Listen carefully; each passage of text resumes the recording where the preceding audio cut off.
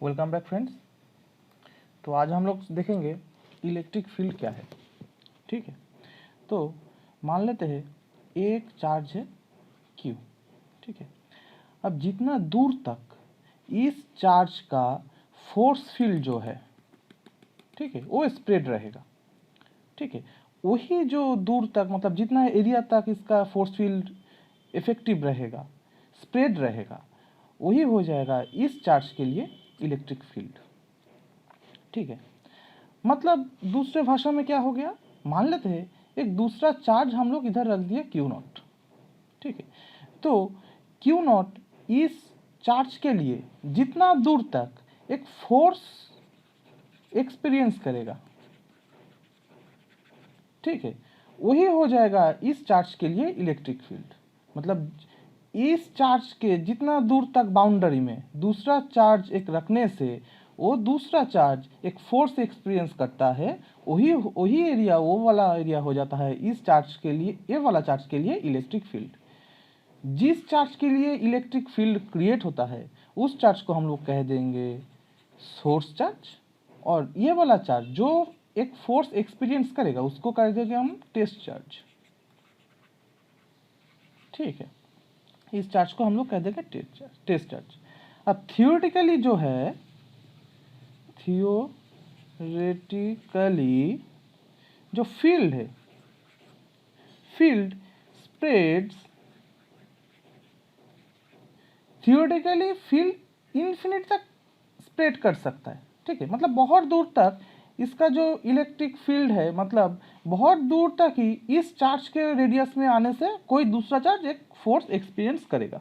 But practically जो होता है, ज़्यादा दूर जाने से ना ये जो फोर्स है इस चार्ज के लिए जो फोर्स होगा बहुत कम हो जाता है। ठीक है, प्राय ऑलमोस्ट टेंस टू 0 हो जाता है। तो टू लॉन्ग अगर डिस्टेंस हम लोगों का टू लॉन्ग हो गया तो वो फील्ड वो नहीं रहेगा। ये क्या है, ये इलेक्ट्रिक फील्ड को हम डिनोट करेंगे। एक्चुअली ये है इलेक्ट्रिक फील्ड इंटेंसिटी, हम आ रहा है इस टॉपिक पे। तो देखते हैं इलेक्ट्रिक फील्ड इंटेंसिटी क्या है। मान लेते हैं इस चार्ज के लिए ये जगह पे इलेक्ट्रिक फील्ड क्रिएट हुआ है। अब इसी इलेक्ट्रिक फील्ड के अंदर कोई पॉइंट में हम लोग एक चार्ज +1 यूनिट चार्ज रख दिए, तो +1 फोर्स एक्सपीरियंस्ड बाय +1। तो +1 चार्ज एक फोर्स एक्सपीरियंस करेगा ना, तो जितना फोर्स एक्सपीरियंस करेगा वही हो जाएगा ये सोर्स चार्ज का इलेक्ट्रिक फील्ड ई। जब वेक्टर नोटेशन यूज करेंगे तो देखेंगे, पर ये +1 चार्ज जितना फोर्स एक्सपीरियंस करेगा, +1 हो गया हम लोगों का टेस्ट चार्ज और +q हम लोगों का सोर्स चार्ज। तो +1 ये यूनिट चार्ज +q के इलेक्ट्रिक फील्ड में रहते हुए जितना फोर्स एक्सपीरियंस करेगा वही हो जाएगा इसी पॉइंट में। क्यों? क्योंकि ये +1 अभी सपोज ये +q से r डिस्टेंस पे है, ज़्यादा दूर पे रहेगा तो दूसरा एक फोर्स फील करेगा, वो हो जाएगा इस पॉइंट का इलेक्ट्रिक फील्ड। ठीक है, तो उसी पॉइंट का इलेक्ट्रिक फील्ड हो जाएगा। ये इसको कहते हैं हम लोग इलेक्ट्रिक फील्ड एक्चुअली इंटेंसिटी। अब जब हम लोग आगे बढ़ेंगे ना तो ई को नॉर्मली इलेक्ट्रिक फील्ड हम लोग कहेंगे। अच्छा, तो अब देखते हैं, सपोज वही वाला टॉपिक थोड़ा देखते हैं। +q ये है, इतना दूर तक सपोज इसका इलेक्ट्रिक फील्ड है, इधर है +q, इधर हम लोग +1 चार्ज रख दिए, ये वाला डिस्टेंस है हम लोग का r। ठीक है, तो कितना फोर्स एक्सपीरियंस करेगा, +1 फोर्स एक्सपीरियंस करेगा। हम लोग अगर CGS और फ्री स्पेस ये कंसीडर करते हैं, ठीक है, तो हम लोग का इक्वेशन आ जाएगा k तो 1 हो जाएगा, k = 1 हो जाएगा, आप लोग जानते ही है। देखिए फोर्स कूलम्ब्स लॉ आ जाएगा, तो एक चार्ज हो गया q, दूसरा चार्ज हो गया 1, एक क्रॉस मतलब वेक्टर नोटेशन में क्रॉस नहीं यूज कर सकते हम लोग, तो क्रॉस प्रोडक्ट हो जाएगा, मतलब ये सिंपल मल्टीप्लिकेशन है। ठीक है, बाय r² = q/r²। ये हो गया फोर्स। कौन सा फोर्स? जो यूनिट चार्ज +1 एक्सपीरियंस करेगा +q के इलेक्ट्रिक फील्ड में रहते हुए एट डिस्टेंस r, ये मैंडेटरी है, कितना दूर पे। ठीक है, यही फोर्स हो जाएगा एक्चुअली इलेक्ट्रिक फील्ड। तो नोट कर देते हैं। तो यही जो इलेक्ट्रिक फील्ड ये क्या है, E is the force experienced by plus 1 in the electric field of plus q at a distance r। ठीक है, एट अ डिस्टेंस r। अब कोई दूसरा डिस्टेंस हम लोग ले लेंगे r1, तो उसके लिए F equals to Q by r1 square हो जाएगा। तो वो उस पॉइंट के लिए इलेक्ट्रिक फील्ड हो जाएगा हम लोगों का ना। ठीक है, अच्छा अब देखिए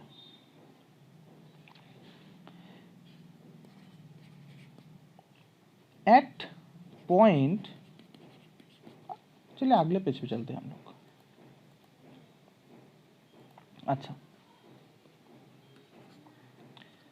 एट पॉइंट ऑफ प्लस 1, जहां पे हम लोग यूनिट चार्ज रखे थे, दी direction of force will be the direction of electric field of source charge। ठीक है, मतलब सपोज ये वाला है हम लोगों का एक सोर्स चार्ज, ये इलेक्ट्रिक फील्ड है, इतना तक स्प्रेड है, तो प्लस 1 रख दिए। तो प्लस 1 किस तरफ फोर्स एक्सपीरियंस करेगा, बाहर की तरफ फोर्स एक्सपीरियंस करेगा ना। ठीक है, तो मतलब क्या, प्लस क्यू के लिए इलेक्ट्रिक फील्ड का जो डायरेक्शन है वो भी बाहर की तरफ ही होगा, इधर से बाहर की तरफ ही होगा। ठीक है, अब देखिए अगर माइनस क्यू चार्ज है तो इसके लिए फील्ड, इलेक्ट्रिक फील्ड हम लोग अगर निकलना चाहे तो क्या करेंगे, वही सिंपल फॉर्मूला, किसी भी पॉइंट पे इलेक्ट्रिक फील्ड निकलना चाहेंगे तो प्लस 1 रख देंगे, यूनिट चार्ज रख देंगे। ठीक है, तो प्लस 1 को माइनस क्यू क्या करेगा, एट्रैक्टिव फोर्स से खींचेगा ना। तो मतलब इधर जो इलेक्ट्रिक फील्ड का डायरेक्शन होगा वो अंदर की तरफ होगा। ठीक है, तो एट पॉइंट ऑफ प्लस 1 मतलब जहां पे यूनिट चार्ज हम लोग रख देंगे प्लस 1, डायरेक्शन ऑफ फोर्स, जहां पे डायरेक्शन ऑफ फोर्स होगा या तो खींचेगा या तो बाहर की तरफ धकेलेगा, रिपल्सिव फोर्स या तो attractive force, will be the direction of electric field of source charge at that point, at that point. ये मैंडेटरी क्यों है, क्योंकि हम लोग देख ही चुके हैं जो इलेक्ट्रिक फील्ड है ये सोर्स चार्ज के ऊपर और कितना डिस्टेंस पे है उसके ऊपर डिपेंड कर रहा है। ठीक है, अच्छा अब यूनिट क्या हो जाएगा, यूनिट ऑफ फील्ड इंटेंसिटी और फील्ड। अब हम लोग फील्ड मतलब वही यूज ई से ही डिनोट करेंगे फील्ड को। ठीक है, तो सीजीएस में ले लेंगे तो देखिए कूलम्ब्स लॉ में फोर्स का फॉर्मूला क्या था, दो चार्ज था Q1 Q2 by are square, ऐसा दिखता था ना। और इलेक्ट्रिक फील्ड क्या हो गया, Q बाई आर स्क्वायर, मतलब फोर्स को अगर एक चार्ज से हम लोग डिवाइड कर देंगे तो ही हम लोगों का फील्ड आ जाएगा ना। तो वही तो हो रहा था, मतलब फोर्स पर यूनिट चार्ज। ठीक है, वही हो जाएगा हम लोग का फील्ड। तो यूनिट क्या आ जाएगा, फोर्स डिवाइडेड बाई एक चार्ज का यूनिट। तो सीजीएस में हो जाएगा डाइन पर ESU और डाइन पर स्टैट कूलम्ब। ठीक है, डिमेंशन क्या हो जाएगा, डिमेंशन हो जाएगा फोर्स का dimension mL(T⁻⁻2) divided by charge का डिमेंशन मतलब IT। ठीक है,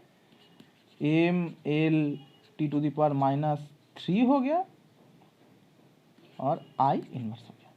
ठीक है, आसानी है। अब वो एक रिलेशन देखते हैं, SI और CGS में रिलेशन क्या है। देखिए 1 न्यूटन पर कूलम। अच्छा, एसआई का तो बात ही नहीं हुआ, एसआई में क्या हो जाएगा, फोर्स का न्यूटन पर चार्ज का कूलम, न्यूटन पर कूलम हो जाएगा। ठीक है, तो रिलेशन हम लोग देखते हैं। न्यूटन पर कूलम को हम लोग ट्राई करेंगे डाइन पर यूएसयू में लाने के लिए। तो 1 न्यूटन मतलब हो गया 10⁵ डाइन, कूलम मतलब 3 × 10⁴ ईएसयू, मतलब हो जाएगा हम लोगों का 1/3 × 10⁴, सॉरी 3 × 10⁹, हाँ ये वाला तो 9 होगा ना। अच्छा, मतलब हम लोग लिख सकते हैं 1 ESU फील्ड इक्वल्स 3 × 10⁴ न्यूटन पर कूलम। एक रिलेशन है, ठीक है। प्रॉब्लम सॉल्व करने में हम लोग याद रखेंगे तो आसानी होगा हम लोगों को। अच्छा, आगे चलते। तो हम लोग लिख ही सकते हैं कि जो फोर्स है वो है actually electric field multiplied by charge. ये फील्ड है सोर्स चार्ज के लिए, और जो टेस्ट चार्ज रख देंगे वो मल्टीप्लाई हो जाएगा। ठीक है, अब दूसरा हम लोग ये करते हैं, एसआई जो यूनिट देखे ना हम लोग न्यूटन पर कूलम, एक एसआई यूनिट का दूसरा हम लोग एक दूसरा फेज देखते हैं क्या होता है। 1 न्यूटन पर कूलम, देखिए 1 न्यूटन पर कूलम, इसके साथ मीटर मल्टीप्लाई कर दीजिए, देखिए क्या आता है। तो देखिए न्यूटन मीटर, ठीक है, वर्क का हो जाएगा जूल बाय कूलम मीटर। ठीक है, अब देखिए जूल पर कूलम, ये हो गया हम लोगों का वोल्ट, ठीक है, पर मीटर रहेगा। तो एक हम लोगों का ये भी एक प्रॉब्लम करने के टाइम हम लोगों को अगर यूनिट चेंज करना पड़ा, ऐसा ही है, अगर प्रॉब्लम ऐसे दिया रहा तो हम लोगों को सॉल्व करने में आसानी होगा। अब देखिए, अब हम लोग एक चीज़ देखेंगे कि field intensity at a point near charge conductor. ठीक है, ये अगले पेज में जाते तो आसान होता, थोड़ा वही करते हैं।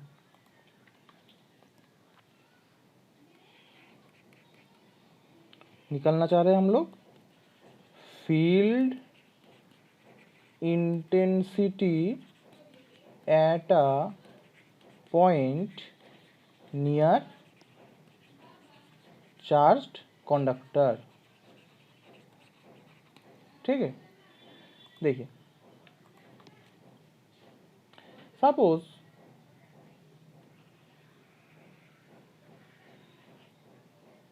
एक चार्ज कंडक्टर है, प्लस क्यू चार्ज से हम लोग इसको चार्ज कर चुके हैं। ठीक है, सपोज इस चार्ज कंडक्टर के पास आर डिस्टेंस पे, तो रेडियस ही समझ लीजिए, आर डिस्टेंस पे एक चार्ज हम लोग रख दिए +1, क्योंकि हम लोग फील्ड इंटेंसिटी निकालना चाह रहे हैं, या तो समझ लीजिए इलेक्ट्रिक फील्ड ही निकलना चाह रही है। ठीक है, तो आर डिस्टेंस पर +1 रख देंगे ना, जहाँ पे फील्ड इंटेंसिटी या तो इलेक्ट्रिक फील्ड निकलना होगा हम लोग यूनिट चार्ज +1 रख देंगे। अच्छा, अब हम लोग आगे जाके देखेंगे ये जो चार्ज इसके बाहर की तरफ होगा ना, हम लोग देख चुके थे पिछले चैप्टर में, जो चार्ज हम लोग कंडक्टर के ऊपर देंगे वो बाहर की तरफ स्प्रेड रहता है। ठीक है, हम लोग देख चुके थे जब हम लोग चार्ज डेंसिटी कर रहे थे। ठीक है, तो देखिए, तो जो इलेक्ट्रिक फील्ड हो जाएगा एट ए डिस्टेंस आर, इस कंडक्टर के लिए क्या होगा, उसके लिए हम लोग पकड़ लेंगे, हम लोग एज्यूम कर लेंगे, तो assume plus q is concentrated at O. ठीक है, मतलब हम लोग पकड़ लेंगे कि जो चार्ज क्यू है वो ये 0 पे एकदम मिडिल पे कॉन्सेंट्रेटेड है। ये कैसे होता है देखेंगे हम, अभी देखेंगे। अच्छा, तो ये क्या हो जाएगा, देखिए अगर हम लोग CGS वही फ्री स्पेस मतलब k = 1 ये यूज़ करेंगे तो +q मल्टीप्लाइड बाई 1 बाई हम लोगों का हो जाएगा r² ना, r² हो जाएगा। अब एक चीज़ देखिए, हम लोग लिख सकते हैं q मतलब अगर ये सरफेस, ये वॉल्यूम मतलब एक स्फीयर हो गया ना, एक कंडक्टर हो गया, अगर field nature point of near charge conductor. ये मतलब सरफेस भी हो सकता है, पूरा सरफेस मतलब स्फीयर हो जाएगा तो पूरा एरिया ले लेंगे, तो उसके लिए क्या हो जाएगा पूरा एरिया 4πr²। और अगर चार्ज डेंसिटी सिग्मा रहता है तो 4πr² सिग्मा। ठीक है, तो उस केस में ई क्या आ जाएगा, ई आ जाएगा क्यू की जगह पे 4πr² सिग्मा, क्यू तो हो गया हम लोगों का बाई r², यही है ना। देखिए तो 4π सिग्मा, अगर हम लोग k रखते तो 4π सिग्मा बाई k, ये आ जाता। ठीक है, अगर एसआई में देखते हैं तो क्या है, E equals to 1/4πε q by r²। यही हो जाएगा electric field at point r distance पे, +1 यूनिट की जगह पे। अगर हम लोग पकड़ लेते हैं कि प्लस चार्ज सेंटर में एक जगह पे कॉन्सेंट्रेटेड है, ठीक है, तो ये आ जाएगा। तो वही Q इक्वल्स टू हम लोग भी रह सकते हैं 4πr² सिग्मा, अगर सिग्मा चार्ज डेंसिटी होता है, सरफेस चार्ज डेंसिटी। ठीक है, अच्छा सरफेस पूरा सरफेस के ऊपर 4πr² एरिया ले लिया, इसलिए सरफेस के लिए। अच्छा, तो ये हम लोग लिख सकते हैं 1/4πε, Q की जगह पे 4πr² सिग्मा, नीचे r², तो 4π क्रॉस होएगा, r² क्रॉस हो गया, सिग्मा बाई एप्सिलॉन। ठीक है, और एप्सिलॉन को हम लोग लिख सकते हैं कि एप्सिलॉन नॉट, हम लोग जानते ही है। तो देखिए मेन चीज़ क्या हो गया, हम लोगों का इलेक्ट्रिक फील्ड चार्ज कंडक्टर के लिए, चार्ज अगर पूरा सरफेस में भी हम लोग दे चुके थे तो क्या आ गया, सी जी इसमें आ गया 4π सिग्मा बाई के, और इलेक्ट्रिक फील्ड एस आई में आ गया हम लोगों का सिग्मा बाई एप्सिलॉन। ठीक है, अब देखिए ये वाला जो इक्वेशन है ना, मतलब क्या है, जो चार्ज डेंसिटी है, सरफेस चार्ज डेंसिटी, वही हम लोगों को चाहिए, वही चाहिए। तो टोटल जो क्यू है हम लोग नहीं भी चाहिए तो भी चलेगा, ये वाला टोटल क्यू हम लोगों को नहीं मिला तो भी चलेगा, सिग्मा मिल जाएगा तो चलेगा। और देखिए आर का कोई नो डिपेंडेंसी ऑन आर। ठीक है, मतलब ये डिस्टेंस समझ लीजिए, कंडक्टर का जो रेडियस है वो समझ लीजिए, तो आर का कोई डिपेंडेंसी है ही नहीं, तो चार्ज को हम लोग इधर ही समझे तो कोई प्रॉब्लम होगा, कोई प्रॉब्लम नहीं है। इसलिए हम लोग ये प्लस क्यू चार्ज को इधर पकड़ के ये प्रॉब्लम आगे बढ़ाए थे। ठीक है, नो डिपेंडेंसी ऑन आर। तो ये जो इलेक्ट्रिक फील्ड का जो इक्वेशन आ गया, इसको हम कहते हैं कूलम्ब्स थ्योरम। अब इसको कूलम्ब्स थ्योरम की क्यों कहते हैं ये तो मालूम नहीं है, तो इसको कहते हैं वही जानते हैं। ठीक है, तो इसको कहते हैं कूलम्ब्स थ्योरम। कूलम्ब्स लॉ दूसरा है, अगर थ्योरम बोला जाए तो वही क्या बोलेंगे हम लोग कि एसआई में बोलेंगे तो जो चार्ज डेंसिटी होगा डिवाइडेड बाई एप्सिलॉन, परमिटिविटी। ठीक है, ऑफ स्पेस। ठीक है, तो आज के लिए इतना ही। आगे की क्लास में आप लोग इसको रिलेटेड जो प्रॉब्लम है ये वाले रिलेटेड वही देखेंगे। Thank you, bye.